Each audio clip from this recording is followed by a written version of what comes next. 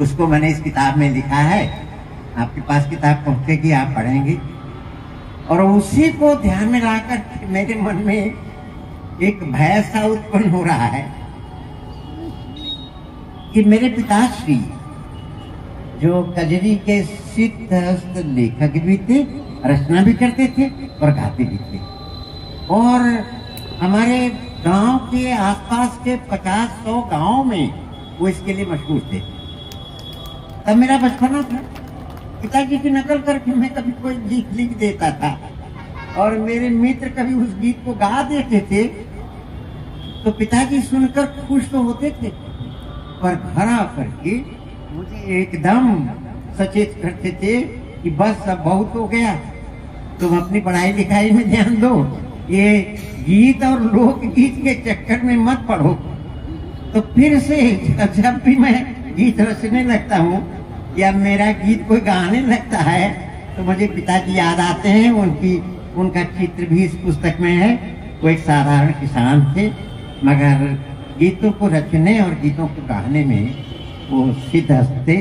मैंने पिता को, अपने पूज्य पिता को ही ये गीत की पुस्तक समर्पित की है। आप सभी बंधुओं को मैं बहुत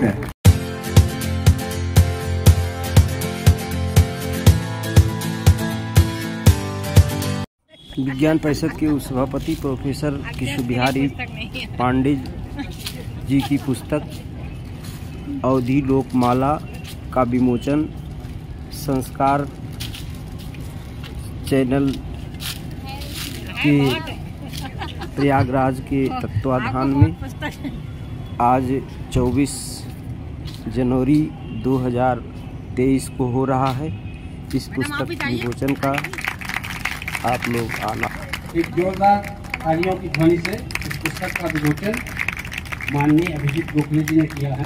डॉक्टर के.डी. पांडे का ये पुस्तक है और पुस्तक की क्या उपादेयता मैंने बताया। गुरु रामभद्राचार्य विकलांग विश्वविद्यालय चित्रकूट ग्रामोदय विश्वविद्यालय, नेहरू ग्राम भारती विश्वविद्यालय, चार विश्वविद्यालयों के कुलपति रह चुके हैं। इलाहाबाद विश्वविद्यालय से आपने रसायन शास्त्र में MSc और DPhil किया है और विज्ञान परिषद ऐसी देश की अनेक प्रतिष्ठित संस्थाओं से बड़े गंभीर रूप से और बड़े सक्रिय रूप से जुड़े रहे हैं। जाहिर सी बात है, ऐसी महान विभूति को अपने बीच पाकर हम सब लोग गौरवान्वित हैं। और आज डॉक्टर के.डी. पांडे सब की पुस्तक जो उन्होंने लिखी है वो पुस्तक बड़ी उपयोगी है। उपयोगी इस हर्ष आशय में है, वो मैं अभी आपको बताऊंगा। और दूसरी ये कि हमारे बीच, जैसा मैंने पहले बताया, कि संस्कार भारती के अखिल भारतीय संगठन मंत्री माननीय अभिजीत गोखले जी हैं। मैं इन सबका स्वागत करता हूं और कार्यक्रम शुरू हो इससे पहले मैं चाहूंगा कि एक कजरी की पुस्तक है, अवधि लोक गीत माला जो है, ये अवधि में लिखी कजरी है। ये कजरी क्यों जरूरी है और कजरी का लिखना कितना प्रासंगिक है, मैं 2 मिनट में आपको बताऊंगा। लेकिन तब तक कजरी का एक माहौल बनाते हैं। मैं संतोष जी से आग्रह करूंगा कि जरा सर की लिखी, प्रोफेसर के.डी. पांडे जी की लिखी हुई एक कजरी को, 2-2.5 मिनट की कजरी है, आप सुने, फिर ये कार्यक्रम औपचारिक रूप से शुरू हो।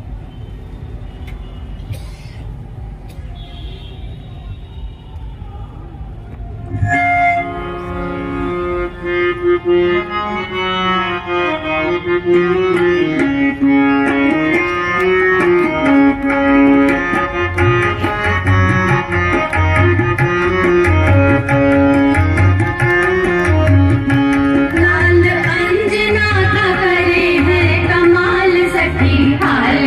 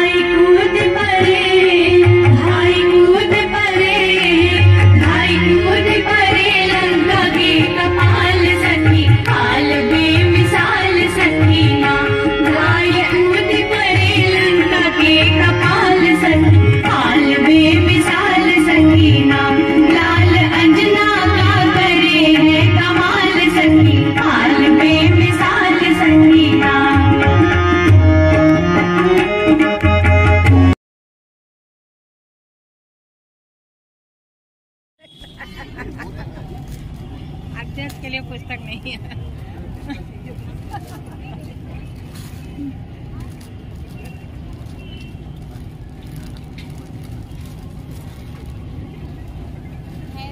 है बहुत आपको बहुत पुस्तक है।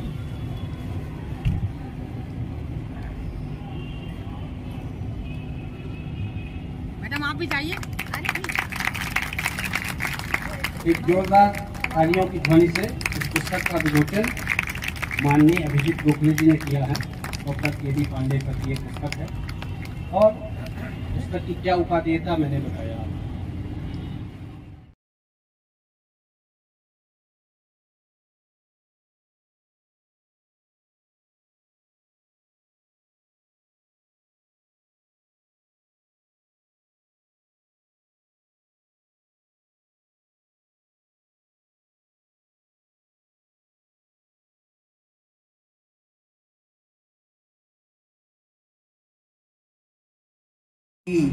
उसको मैंने इस किताब में लिखा है। आपके पास किताब पहुंचेगी, आप पढ़ेंगे और उसी को ध्यान में लाकर मेरे मन में एक भय सा उत्पन्न हो रहा है कि मेरे पिताश्री जो कजरी के सिद्धहस्त लेखक भी थे, रचना भी करते थे और गाते भी थे और हमारे गांव के आसपास के 50-100 गांव में वो इसके लिए मशहूर थे। तब मेरा बचपना था, पिताजी की नकल करके मैं कभी कोई गीत लिख देता था और मेरे मित्र कभी उस गीत को गा देते थे तो पिताजी सुनकर खुश तो होते थे, पर घर आकर के मुझे एकदम सचेत करते थे कि बस अब बहुत हो गया, तुम अपनी पढ़ाई लिखाई में ध्यान दो, ये गीत और लोकगीत के चक्कर में मत पढ़ो।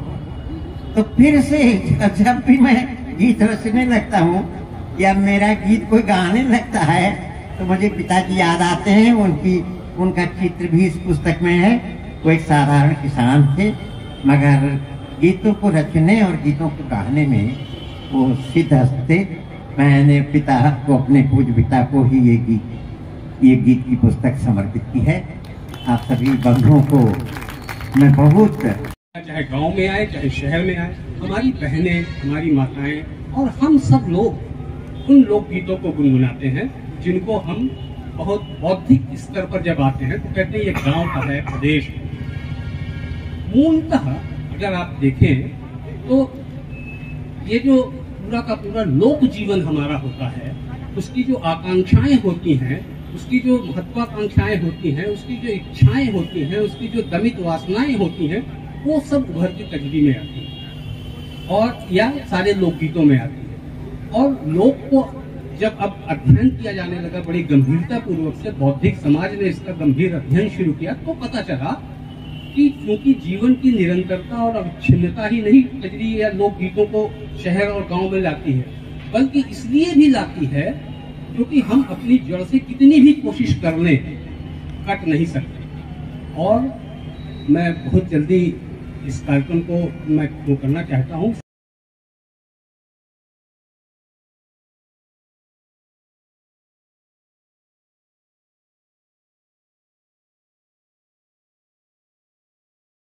गुरु रामभद्राचार्य विकलांग विश्वविद्यालय चित्रकूट, ग्रामोदय विश्वविद्यालय, नेहरू ग्राम भारती विश्वविद्यालय, चार विश्वविद्यालयों के कुलपति रह चुके हैं। इलाहाबाद विश्वविद्यालय से आपने रसायन शास्त्र में MSc और DPhil किया है और विज्ञान परिषद जैसी देश की अनेक प्रतिष्ठित संस्थाओं से बड़े गंभीर रूप से और बड़े सक्रिय रूप से जुड़े रहे हैं। जाहिर सी बात है, ऐसी महान विभूति को अपने बीच पाकर हम सब लोग गौरवान्वित हैं। और आज डॉक्टर के.डी. पांडे सब की पुस्तक जो उन्होंने लिखी है वो पुस्तक बड़ी उपयोगी है। उपयोगी इस आशय में है वो मैं अभी आपको बताऊंगा। और दूसरी ये कि हमारे बीच, जैसा मैंने पहले बताया, कि संस्कार भारती के अखिल भारतीय संगठन मंत्री माननीय अभिजीत गोखले जी हैं। मैं इन सबका स्वागत करता हूं। और कार्यक्रम शुरू हो इससे पहले मैं चाहूँगा कि ये कजरी की पुस्तक है, अवधी लोक गीत माला जो है ये अवधी में लिखी कजरी है।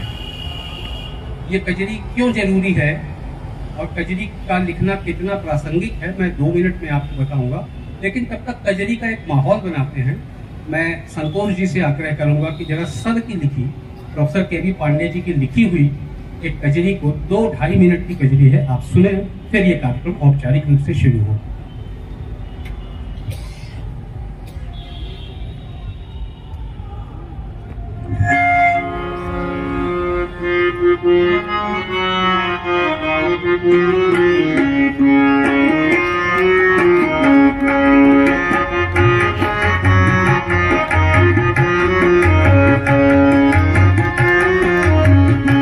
लाल अंजना का करे है कमाल, सखी हाल बे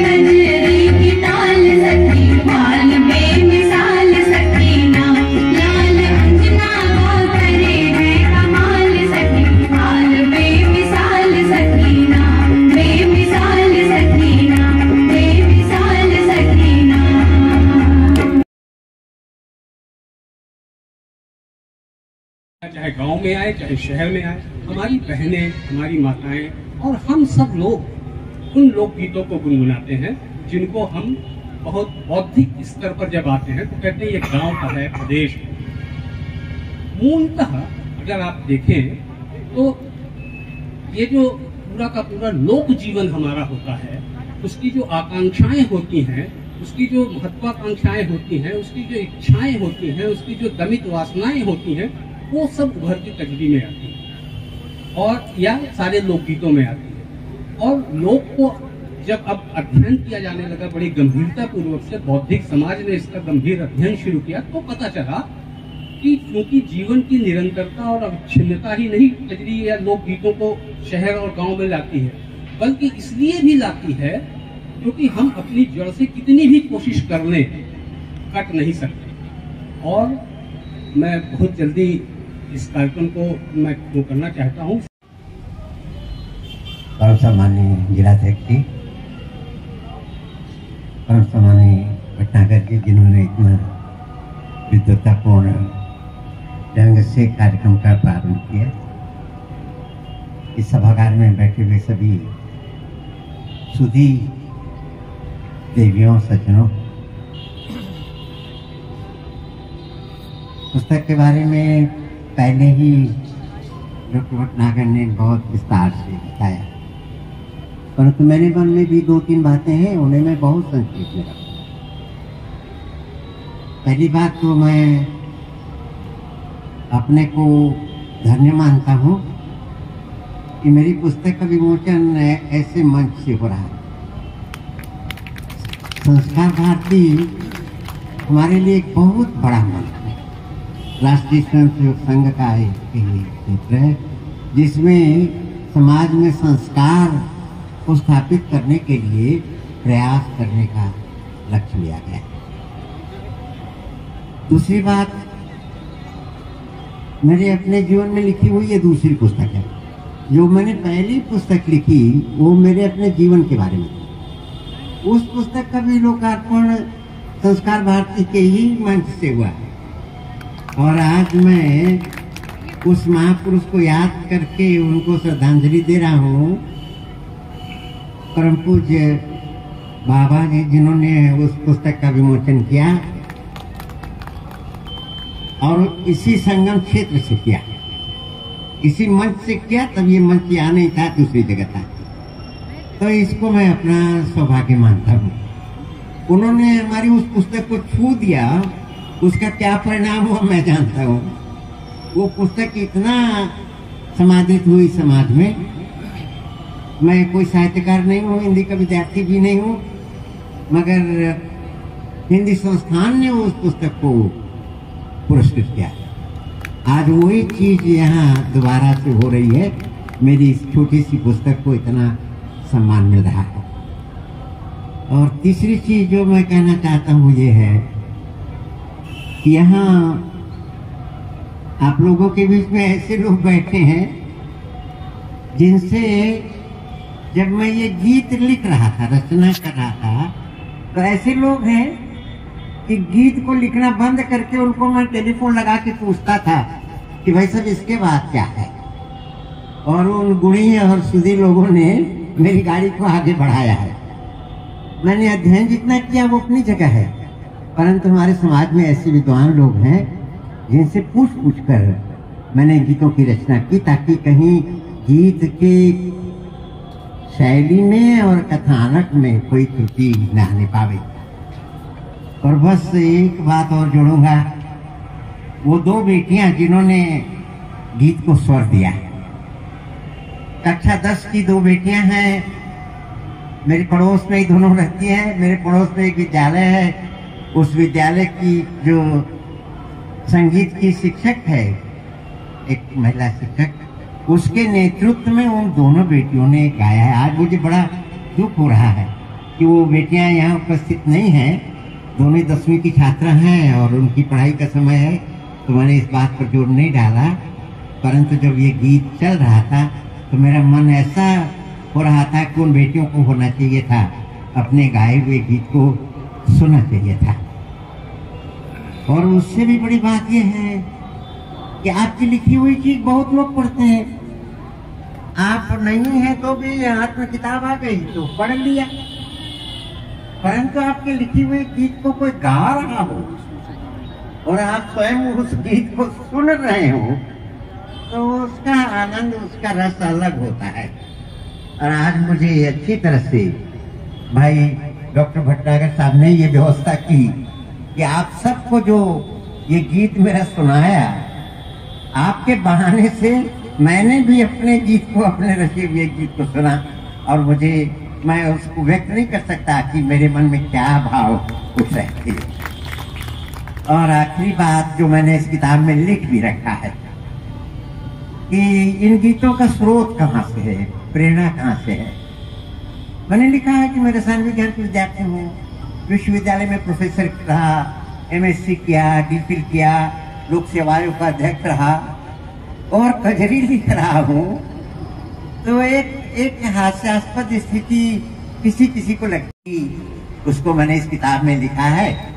आपके पास किताब पहुंचेगी, आप पढ़ेंगे और उसी को ध्यान में लाकर मेरे मन में एक भय सा उत्पन्न हो रहा है कि मेरे पिताश्री जो कजरी के सिद्धहस्त लेखक भी थे, रचना भी करते थे और गाते भी थे और हमारे गांव के आसपास के 50-100 गांव में वो इसके लिए मशहूर थे। तब मेरा बचपना था, पिताजी की नकल करके मैं कभी कोई गीत लिख देता था और मेरे मित्र कभी उस गीत को गा देते थे तो पिताजी सुनकर खुश तो होते थे, पर घर आकर के मुझे एकदम सचेत करते थे कि बस अब बहुत हो गया, तुम अपनी पढ़ाई लिखाई में ध्यान दो, ये गीत और लोकगीत के चक्कर में मत पढ़ो। तो फिर से जब भी मैं गीत रचने लगता हूँ या मेरा गीत कोई गाने लगता है तो मुझे पिताजी याद आते हैं। उनका चित्र भी इस पुस्तक में है। वो एक साधारण किसान थे मगर गीतों को रचने और गीतों को गाने में वो सिद्धहस्त थे। मैंने पिता को, अपने पूज्य पिता को ही ये गीत की पुस्तक समर्पित की है। आप सभी बंधुओं को मैं बहुत राम कथा और कृष्ण कथा के संगम से बनी यह किताब, यहाँ विमोचन इसका हो रहा है, यह एक विशेष पहला संयोग है। दूसरी बात ऐसी है कि भटनागर जी ने अपने वक्तव्य में शहर, गांव, शिक्षा, गांव के व्यक्ति, ये सब कहा, लेकिन इन सब बातों का खंडन करती हुई ये भी किताब है, क्योंकि रसायन शास्त्र में उच्च विद्या विभूषित होने के बाद, अनेक प्रकार के विश्वविद्यालय में कुलपति रहने के बाद, प्राचार्य प्रोफेसर रहने के बाद भी अपने जमीन को याद रखते हुए, अपने जड़ों का स्मरण करते हुए पांडे जी ने ये किताब लिखी है। तो शिक्षा ये अपने जमीन से कटने का माध्यम नहीं, शिक्षा के माध्यम से अपने जमीन से जुड़े रहते हुए समाज को संस्कारित करने का माध्यम है। यह इस किताब का एक दूसरा महत्व है, ऐसा मुझे लगता है। और केवल एक दो बातें हैं कि राम कथा और कृष्ण कथा सदियों से समाज की धारणा करके आई है, तो उसको आगे बढ़ाने के प्रयास किसी भी पद्धति से हो वो बहुत ही महत्वपूर्ण है। इसलिए भी पांडे जी का अभिनंदन है। और विशेष रूप से राम कथा और कृष्ण कथा को अलग अलग माध्यमों से, आज जब अलग अलग माध्यम निर्माण हो रहे हैं, कथाओं को, कहानियों को, अपनी परंपरा को, संस्कृति को समाज में के सामने ले जाने के लिए, तो ऐसे सभी प्रयास सराहनीय है, प्रशंसनीय है, जो सदियों से चली आई राम कथा कृष्ण कथा को आगे की पीढ़ी को पहुंचाने का कार्य करती है। इसलिए भी इस पुस्तक का एक महत्व है। और सबसे बड़ा महत्व यह है कि ये पुस्तक लोक शैली में लिखी हुई है। ये लोक गीतों का प्रतिनिधित्व करती है, कजरी शैली का प्रतिनिधित्व करती है। वैसे ही ये लोक भाषा का भी प्रतिनिधित्व करती है, अवधी भाषा में लिखी हुई है। तो ये जैसे राम कथा और कृष्ण कथा को आगे बढ़ाने का प्रयास है, वैसे ही ये लोक भाषा, लोक साहित्य, लोक गीतों का भी संवर्धन करने का एक प्रयास है। इस दृष्टि से भी पांडे जी का अभिनंदन करना चाहिए। तो इन सभी उद्देश्यों को लेकर ये पुस्तक बनाई है। उन उद्देश्यों में ये पुस्तक सफल हो, जन जन तक इनके ये सारे गीत कजरी शैली के पहुंचे। परम सम्माननीय जिलाध्यक्ष जी, परम सम्माननीय भटनागर जी, जिन्होंने इतना विद्वतापूर्ण ढंग से कार्यक्रम का प्रारंभ किया। इस सभागार में बैठे हुए सभी सुधी देवियों, सज्जनों, पुस्तक के बारे में पहले ही डॉक्टर भटनागर ने बहुत विस्तार से बताया, परंतु मेरे मन में भी 2-3 बातें हैं, उन्हें मैं बहुत संक्षेप में रखूं। पहली बात तो मैं अपने को धन्य मानता हूं कि मेरी पुस्तक का विमोचन ऐसे मंच से हो रहा है। संस्कार भारती हमारे लिए एक बहुत बड़ा मंच है।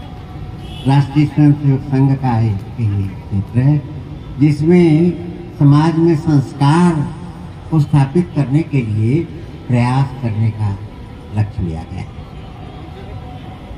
दूसरी बात, मेरे अपने जीवन में लिखी हुई ये दूसरी पुस्तक है। जो मैंने पहली पुस्तक लिखी वो मेरे अपने जीवन के बारे में थी। उस पुस्तक का भी लोकार्पण संस्कार भारती के ही मंच से हुआ है और आज मैं उस महापुरुष को याद करके उनको श्रद्धांजलि दे रहा हूँ। परम पूज्य बाबा जी जिन्होंने उस पुस्तक का विमोचन किया और इसी संगम क्षेत्र से किया, इसी मंच से किया, तब ये मंच यहाँ नहीं था, दूसरी जगह था। तो इसको मैं अपना सौभाग्य मानता हूँ। उन्होंने हमारी उस पुस्तक को छू दिया, उसका क्या परिणाम हुआ मैं जानता हूँ। वो पुस्तक इतना समादित हुई समाज में। मैं कोई साहित्यकार नहीं हूँ, हिंदी का विद्यार्थी भी नहीं हूँ, मगर हिंदी संस्थान ने उस पुस्तक को पुरस्कृत किया। आज वही चीज यहाँ दोबारा से हो रही है। मेरी इस छोटी सी पुस्तक को इतना सम्मान मिल रहा है। और तीसरी चीज जो मैं कहना चाहता हूँ ये है कि यहाँ आप लोगों के बीच में ऐसे लोग बैठे हैं जिनसे जब मैं ये गीत लिख रहा था, रचना कर रहा था, तो ऐसे लोग हैं कि गीत को लिखना बंद करके उनको मैं टेलीफोन लगा के पूछता था कि भाई साहब इसके बाद क्या है।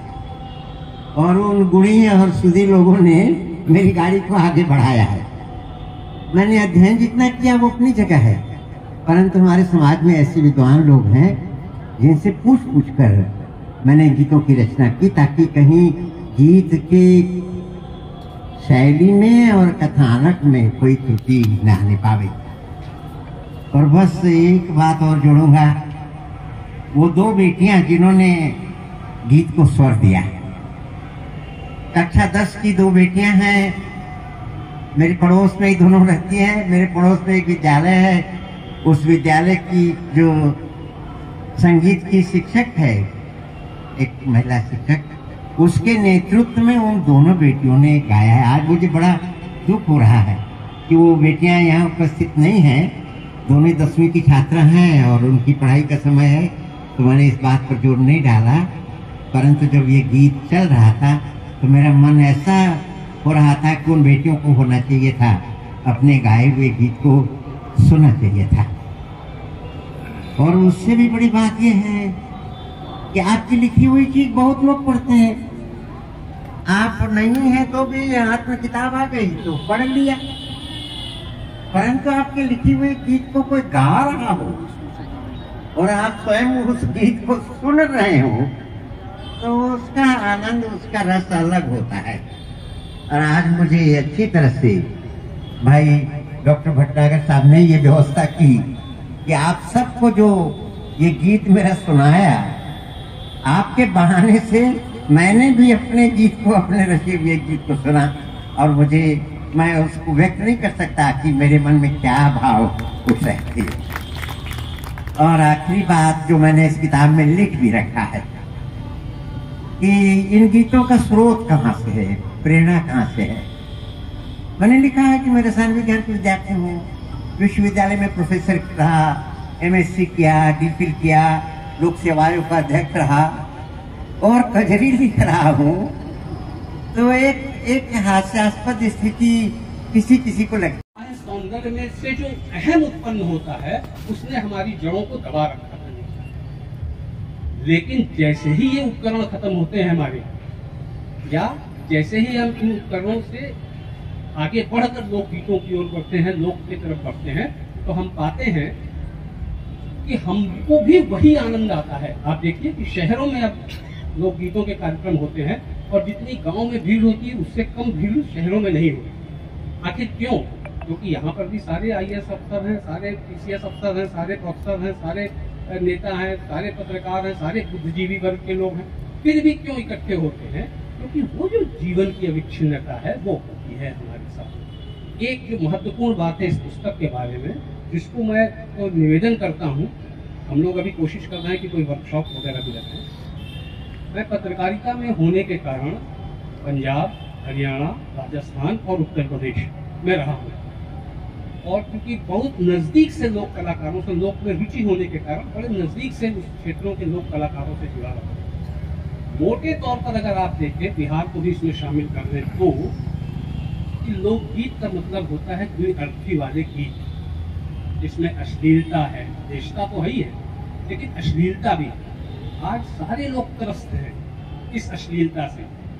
भोजपुरी का तो अभी मेरे एक मित्र कह रहे थे, भोजपुरी का मतलब ही अश्लील होता है। बताइए, कोई इतनी अच्छी भाषा, इतनी मीठी भाषा, उसको अगर कोई आदमी ये टिप्पणी करे कि वो अश्लील है, तो आप सोचिए कि स्थिति सर के ऊपर से गुजर गई। तो क्या है, ये क्यों हुआ? इसी धारणा के कारण कि गांव का आदमी प्रदेश है, वो जो चाहे करे, और शहर का आदमी पब्लिक है, वो इस सब से नहीं करेगा। अब दिक्कत कहाँ है? दिक्कत ये है कि शहर का आदमी पढ़ा लिखा है, और गांव का प्रदेश जो वो पढ़ा लिखा नहीं है। पढ़ा लिखा से मतलब हमारे शास्त्रों को, हमारे वेदों को, हमारे धर्म ग्रंथों को उस गांव के आदमी ने पढ़ा नहीं है, जो लोकगीत बना रहा है और गा रहा है। और जो हमारा पढ़ा हुआ समाज है वो शहर में रह रहा है, लेकिन वो उसके लिए कुछ कर नहीं रहा, इसलिए वो अपने ढंग से हमारे जो धार्मिक और पौराणिक चरित्र हैं उनको मर्यादाच्युत कर देता है, मर्यादा से नीचे कर देता है। एक बड़ी रोचक घटना भी है, मैं उसको बहुत डिटेल नहीं कहूँगा, मैं सिर्फ इतना कहूँगा कि एक बार मेरे नरेंद्र कोहली जी से बात हो रही थी। राम कथा के बहुत बड़े ख्यात लेखक हैं, और नरेंद्र कोहली जी से अयोध्या में जन जन के राम एक गोष्ठी थी, उस पर होते, उस पर मैंने कहा था ये बात कि अगर कोई किसान, कोई मजदूर, कोई रिक्शा खींचने वाला या कोई आम आदमी राम और कृष्ण को अपने बराबर ले आता है, उनके पेडेस्टल से, उनके मंच से नीचे उतारकर अपने बराबर ले आता है, और अपना मित्र, अपना सखा, अपना दोस्त उनको मान करके अगर कोई गाना गाता है, आपत्ति होनी चाहिए। क्यों आपत्ति होनी चाहिए? उन्होंने बहुत अच्छा जवाब दिया था। मैं उससे, उस दिन से मेरी धारणा बदल गई। उन्होंने बहुत अच्छा जवाब ये दिया कि मर्यादा हमारे ऋषियों मुनियों ने, जिन्होंने बहुत कुछ पढ़ा लिखा था, उन्होंने जितनी ऊंची मर्यादा बना दी है, हम सबको कोशिश करनी चाहिए उस मर्यादा तक पहुँचने की, न कि उस मर्यादा को खींच के अपने पास ले आए। क्योंकि मर्यादा हमारे यहाँ पढ़ाई लिखाई का बहुत, और विशेष रूप से धर्म ग्रंथों की पढ़ाई लिखाई का बहुत जोर नहीं रहा, इसलिए सबने मर्यादा को अपने बराबर खींच लिया। और आज जितनी कहानियां हैं वो सब कहानियां इन्हीं कारणों से है, क्योंकि जिसका जो मन आता है वो करता है। राजा विवाद, ढोल गंवार शूद्र का सुनानी, आप जानते हैं कि ताड़ना का क्या अर्थ होता है।